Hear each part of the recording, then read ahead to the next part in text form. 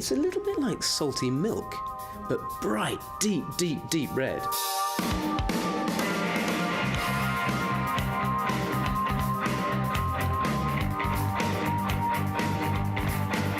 Blood is a combination of different components.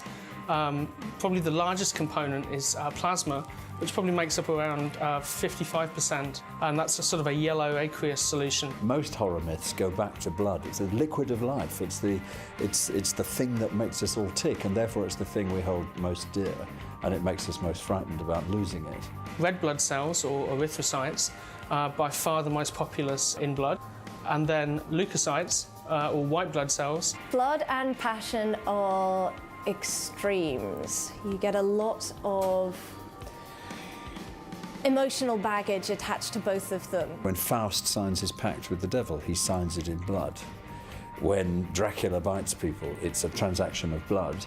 And finally, platelets or thrombocytes. Blood means different things in different societies, but it is both sacred and polluting, I think is what you might say, across societies, which is why you get differences in meanings. Blood is taboo partly because certain religions have banned it from being eaten, and so that spreads, I think, across cultures. Back in World War II, at the start of the war, there was a big call for people to give blood because they assumed that a lot of blood was going to be needed for casualties. Of course, the war started quite slowly, and the stockpiles of blood were so big that there was a serious suggestion from I think it was Lord Woolton, who was in charge of it at the time, and his advisors suggested that black pudding was made of the human blood that had been donated. Blood is a great vehicle for sort of making a black pudding sausage. It sort of has a certain sweetness and texture that carries things along in a very good way. You find so much blood pudding in other countries. There's, I mean, I have to say my favourite is actually French black pudding. It's boudin noir, and I think it's because they don't really put too many cereals in it. Here we put barley and things in black pudding, but there it's very much pure blood and really, really fine, delicate pieces of fat that go into it as well. Americans tend to like their meat rare, and Brits tend to think that's a bit too bloody. And yet I had an American recently say to me he didn't want to have Christmas pudding because it might be like black pudding and have blood in it. We don't make a black pudding at St John, but we make a kind of blood cake with using semolina to thicken it. And instead of the chunks of fat, black fat, you normally have, we boil a pig's head and chop it up. So you have nuggets, little wobbly nuggets of pig's head set in the blood cake. I love British black pudding as well, but that's a kind of hangover meal thing. I've got Irish black pudding, I've got English black pudding, and I've got Scotch black pudding. The Scots won't eat the Irish black pudding, the Irish won't eat the Scotch black pudding. So I have one of each, so try and keep everybody happy. You can use blood as a thickener for sauces, for instance. It used to be used in things like coq au vin, which we don't really do anymore, but it's used as a thickener there, and things like jugged hare. You know, you need to keep all of that blood to make the sauce to go with it, and it's an incredibly rich ingredient. It has a lot of nutrients in it. It has a lot of iron, a lot of vitamin B12 and folate, lots of trace metals, but they're used around the body to provide nutrients to cells, so it is quite nutritious. It is, if you're a little frail, I recommend a slice of blood cake and fried egg on top. That'll sort you out.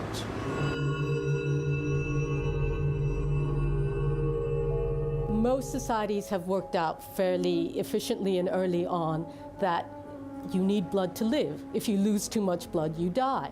So it is a very powerful thing.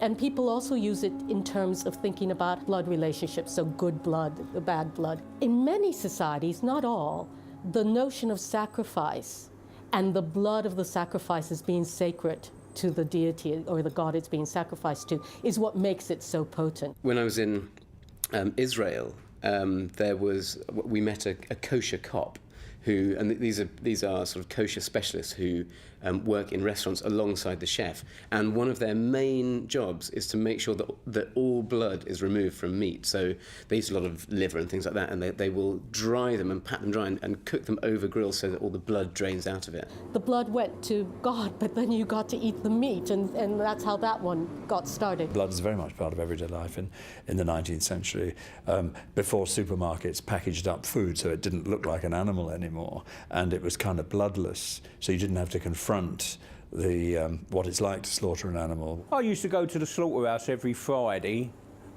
and see them slaughter the pigs. I must admit it's not my cup of tea, but it didn't stop me eating a pork chop the next day. As a society modernizes more and more, the idea of drinking or eating blood especially becomes much more horrific. It has that yuck factor that it may not have had a few generations before.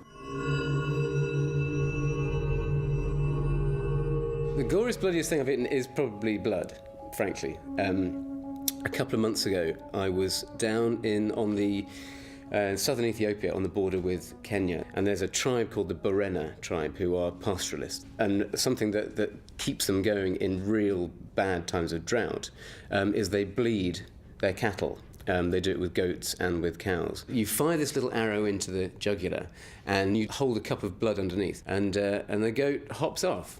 Then you've got this sort of cup of blood, and it coagulates really quickly.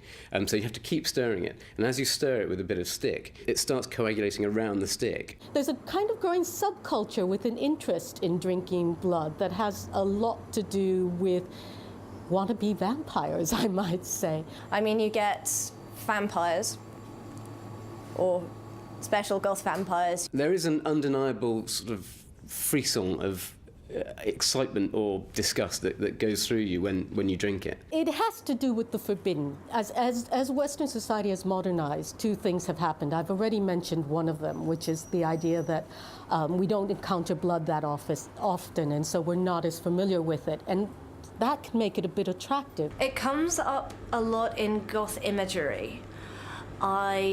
Were I to be very cynical, I'd say it's because it's very dramatic, especially because a lot of it is so monochrome. I once gave a talk about vampires at the Institute of Contemporary Arts, and I looked up, and the front two rows consisted entirely of largely women, white makeup with kohl around their eyes, teeth extensions. Right now, blood shows up quite a bit more because of the whole zombie renaissance. So you get a lot of people wandering around in sort of horror drag. The other thing is, and this is a longer-term process in the West with Christianity, is that blood has become something that pagans do. There's always a shock factor involved, always, especially when it comes to a subculture that is really not so much built around breaking taboos, but where a good part of it is around pushing socially accepted form.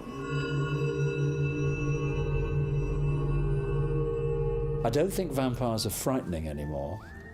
I think they're more sort of gothic romance in a way. The vampire has become, it always had the possibility, but has become much more attractive, it seems to me, over time.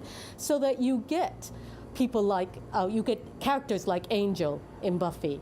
You get characters like Blade, who is human, yet a vampire, and sort of couldn't be, my students just saw the film and they just thought he was, on a factor of 1 to 10 of coolness, 10, they couldn't think of anything cooler. Vampires drinking blood, it's not just killing you, it's about fundamentally taking something from you.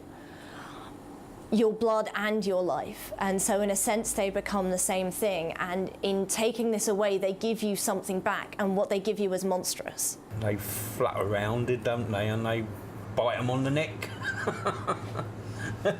It's thought of being bit on the neck, I suppose. If they was bit on the finger, they wouldn't worry about it, I don't think. Whenever I have a blood test, I go white and have to look the other way. So maybe that's why I'm interested in vampires. I'm actually fine with blood. I've been covered in it lots of times, and I'm quite comfortable with it. For me, the ultimate food that I would like to eat one day would be black pudding made from my own blood. Just because I'd like to see if I can do it. What would I feel to eat my own black pudding? If you eat any steak below well done, you're eating and seeing blood anyway. Anything else is just semantics and matters of quantity. One day I'm going to make it. I'm going to make my own. I might have to keep it secret from people. It might be just too disgusting.